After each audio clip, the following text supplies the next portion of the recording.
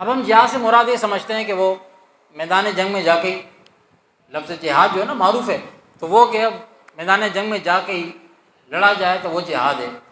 جہاد کا جو لفظ ہے یہ مسلمان کی پوری زندگی کو احاطہ کیے ہوئے ہے، پیدائش سے لے کے ہوش سنبھالنے سے لے کے اس کے مرنے تک پوری زندگی کو احاطہ کیے ہوئے۔ مثال کے طور پہ آقا علیہ الصلوۃ والسلام ایک جہاد سے واپس ہوئے نا، امام ربانی نے اپنے مکتبہ شریف میں حدیث نقل کی ہے، تو صحابہ کرام سے فرمایا کہ ابھی ہم چھوٹی جنگ کر رہے تھے، آؤ اب اپنے گھروں کو چل کے بڑی جنگ کریں۔ ہم لوٹ رہے ہیں جہاد اصغر سے جہاد اکبر کی طرف۔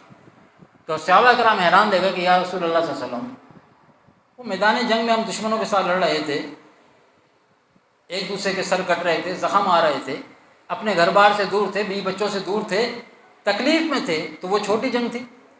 اب جب کہ اب گھروں پہ چلیں گے، بال بچوں کے ساتھ رہیں گے، آپ اسے فرما رہے ہیں یہ بڑی جنگ ہے، اس کا کیا مطلب ہے؟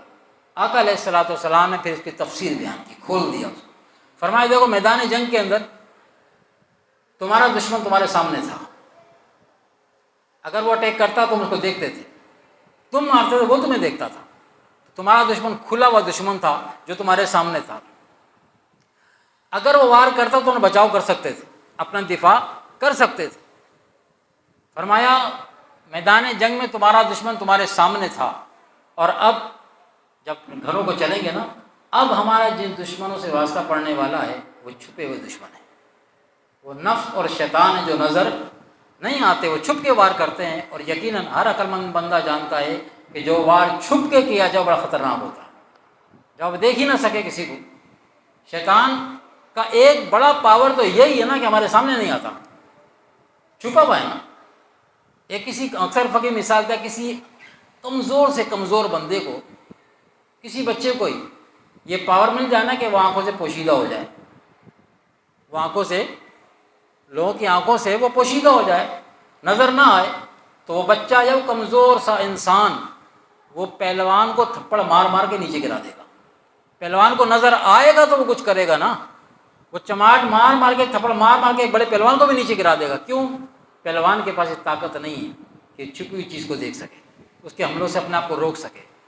بالکل نفس و شیطان کا معاملہ ایسا ہی ہے کہ ان کی ایک بڑی طاقت یہ ہے کہ ہمیں نظر نہیں آتے، لیکن اللہ تبارک و تعالیٰ نے ہمیں بے آسرا نہیں چھوڑا، ان کے حوالے نہیں کر دیا۔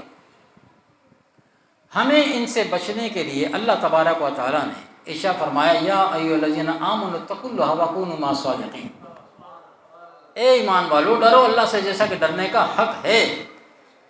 اور پھر اس کے ساتھ ساتھ کیا مطلب؟ تم نمازی بھی ہو، تم حاجی بھی ہو، تم غازی بھی ہو، متقی سے بات ہو رہی ہے نا، یا ایھا الذین آمنوا اتقوا اللہ،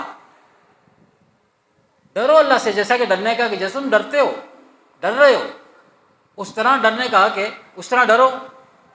اب بات اہل ایمان ہی سے تو ہو رہی ہے نا، تمہاری عبادتیں اپنی جگہ درست ہیں، لیکن اس کے آگے آخر نے فرمایا وَكُونُوا مَعَ الصَّادِقِينَ، ان تمام تر اپنی عبادات اور ریاضات کے ساتھ ساتھ تمہیں کیا کرنا چاہیے؟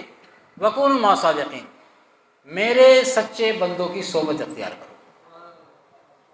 قرآن ہمیں دعوت دے رہا ہے، اللہ یہ نہیں کہہ رہا ڈائریکٹ اس طرف آ جاؤ۔ دوسری جگہ اللہ تعالیٰ نے فرمایا کہ مجھ سے اس طرح دعا مانگو، رب ہب لی حکما والکنی بالصالحین، اے میرے رب مجھے حکم عطا فرما یا حکمت عطا فرما، اور ہمیں یا مجھے اپنے ان خاص بندوں سے ملا دے جو تیرے قرب خاص میں رہتے ہیں۔ اللہ ہمیں یہ دعا سکھا رہا ہے کہ مجھ تک آنے کے لیے، تمہیں مجھ تک آنے کے لیے تمہارے ہی بیچ میں ایسے بندے موجود ہیں میرے، جو میرے قرب خاص میں رہنے والے ہیں۔ تو اگر مجھ تک پہنچنا، اللہ یہ کہہ سکتا تھا نا مجھ سے اس طرح دعا مانگو یا اللہ مجھے ہمیں اپنے قرب خاص میں جگہ دے دے، دعا کا انداز یہ بھی ہو سکتا تھا نا۔ جیسے آپ لوگ کہتے ہیں نا کہ بس براہ راست پروردگار عالم، تو پروردگار عالم تو اس براہ راست کی واسطے کو پسند ہی نہیں فرما رہا، اس کی تعلیم وہی دے رہا ہے کہ مجھ سے دعا میں مانگو، رب حبلی، اے میرے رب حکم والکنی بالصالحین، ہمیں اپنے ان بندوں سے ملا دے جو تیرے قرب خاص میں رہتے ہیں۔ تو بہت قریب رہتے ہیں. جب ان قرب خاص میں رہنے والے بندوں کے قریب ہم جائیں گے نا، ان کے پاس جب جائیں گے، ان کے پاس جب جا کے بیٹھیں گے. اچھا پہلی آیت میں کیا کہا تھا؟ واکونوا مع الصادقین کی صحبت اختیار کرو. اس میں یہ نہیں کہا جا کے کچھ پوچھو، کوئی گفتگو کرو، کوئی بات چیت کرو، یہ نہیں کہا. واکونوا مع الصادقین، بس صحبت اختیار کرو. صحبت کے اثرات ہوتے ہیں، سب جانتے ہیں، ہر عقل والا بندہ جانتا ہے کہ ہر صحبت نیک ہو یا بد ہو، اس کے اثرات لازمی آتے ہیں، لازمی آتے ہیں. اسی بات کو دیوبند کے عالم دین ہے اشرف علی تھانوی، انہوں نے اپنی کتاب میں اس کو لکھا کہ یہ جو وکونوا مع الصادقین کی جو آیت ہے، جو کہا گیا ہے کہ اولیاء کرام کے پاس جا کے بیٹھو، اللہ کے مخلص بندوں کے پاس جا کے بیٹھو، مقصد کیا ہے؟ کیوں جا کے بیٹھے؟ ملے گا کیا؟ تو انہوں نے لکھا کہ ہوتا یہ ہے کہ جو اللہ کے مقرب بندے ہوتے ہیں، ان کا جو دل ہوتا ہے، ہمارے ان کے دلوں میں تو فرق ہے نا.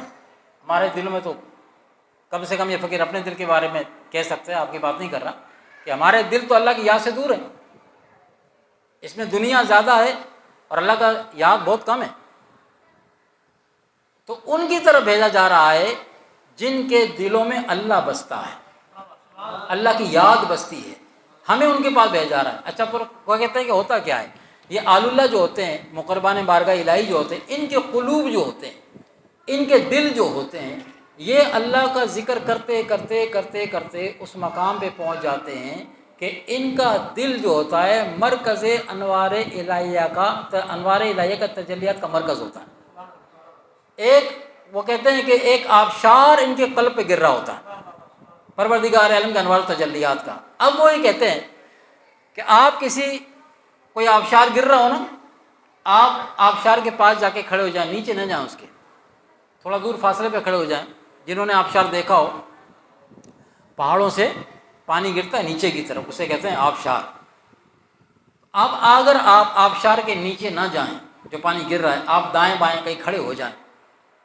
تو اس نے کہا آپ نیچے نہ جائیں، کپڑے تو گیلے جب ہوں گے نا جب نیچے جائیں گے، ٹھیک ہے، بدن گیلا جب ہوگا جب نیچے جائیں گے. آپ نیچے نہ جائیں، آپ صرف دائیں بائیں کھڑے ہو جائیں، بیٹھ جائیں. فرمایا کہ نیچے تو نہیں گئے مگر چھینٹے تو پھر بھی پڑیں گے، چھینٹے تو آئیں گے. تو کہا کہ یہی مثال ہے کہ اللہ کے انوار تجلیات کا آبشار ان کے قلوب پہ گر رہا ہوتا ہے 24 گھنٹے وہ چل رہا ہوتا ہے.